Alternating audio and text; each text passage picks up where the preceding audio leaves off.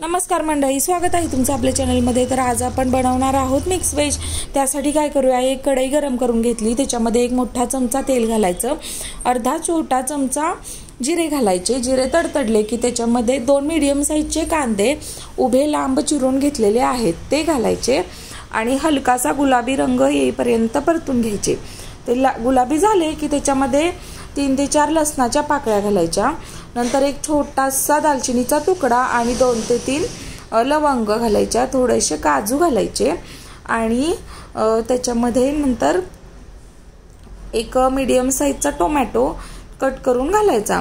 हे छान तेल सुटेपर्यंत सर्व भाजून घ्यायचं। हे भाजून झालं की एका मिक्सरच्या भांड्यामध्ये सर्व मिश्रण काढून घ्यायचं आणि बाजूला ठेवायचं थंड होण्यासाठी। कधीही गरम गरम हे मसाले वाटून घ्यायचे नाहीत। तर हे आपले सर्व भाजून झालेले आहेत। आपण एका मिक्सरच्या भांड्यामध्ये सर्व मिश्रण हे काढून घेऊयात आणि पुन्हा एकदा कढई गरम करून त्याच्यामध्ये थोडंसं तेल घालून घेऊयात। तर काय करायचं, हे तेल गरम झालं की तुमच्याकडे ज्या भाज्या अवेलेबल आहेत त्या तुम्ही वापरू शकता। असं काही नाहीये की हीच भाजी वापरायची तीच वापरायची, ज्या असतील त्या वापरू शकता। आता माझ्याकडे 3 कलरच्या ढोबळ्या मिरच्या होत्या, तर त्या मी धुवून कट करून घेतलेल्या आहेत। त्या तेलामध्ये घालून 2 मिनिटं परतून घेतल्या।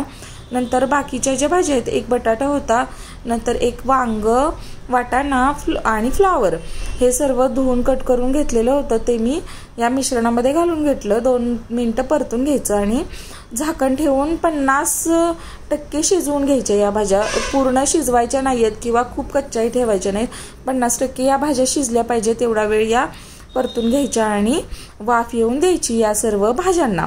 तर या भाज्या भाजून झाल्या सर्व की एका भांड्यामध्ये आपण ह्या बाजूला काढून ठेवणार आहोत।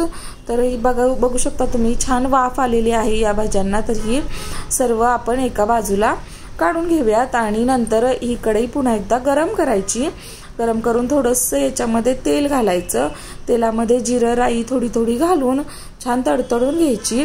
नंतर सुकवलेल्या लाल मिरच्या, काश्मीरी लाल मिरच्या आहेत त्या 2 ते 3 तुकडे करून या तेलामध्ये घालायच्या, थोड्याशा हलवून घ्यायच्या। नंतर जे आपण मिश्रण थंड करण्यासाठी ठेवलं होतं ते बारीक करून पेस्ट करून ते या तेलामध्ये घालायचं आणि माझ्याकडे आता आलं लसूण कोथिंबीर खोबऱ्याची पेस्ट होती, ती मी 1 छोटा चमचा घातली, तुम्ही नाही घातली तरीही चालेल। तर ही पेस्ट घालायची, थोडंसं पाणी घालून हलवून भाजून घ्यायचं, कारण असं जर कोरडा पण भाजलं तर ते करपण्याची शक्यता असते। थोडंसं पाणी घालायचं आणि हलवून घ्यायचं। तर आता आपण काय करूयात की सुके मसाले घालून घेऊयात। तर इथं मी 1 मोठा चमचा कसुरी मेथी हातावरती चुरून घातलेली आहे, कसुरी मेथी घातली। नंतर 1 मोठा चमचा लाल तिखट घातलं।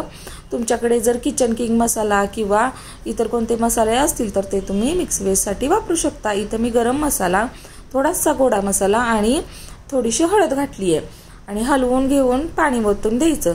किती घट्ट पातळ हवी आहे ग्रेव्ही त्यानुसार आपण हे पाणी घालायचं, चवीनुसार मीठ घालायचं आणि ज्या आपण भाज्या शिजवून घेतल्या होत्या 50% त्या भाज्या घालायच्या। मिश्रण पूर्ण एकजीव करून घ्यायचं, थोडंसं पुन्हा एकदा पाणी ओतायचं आणि झाकण ठेवून हे शिजण्यासाठी ठेवायचं।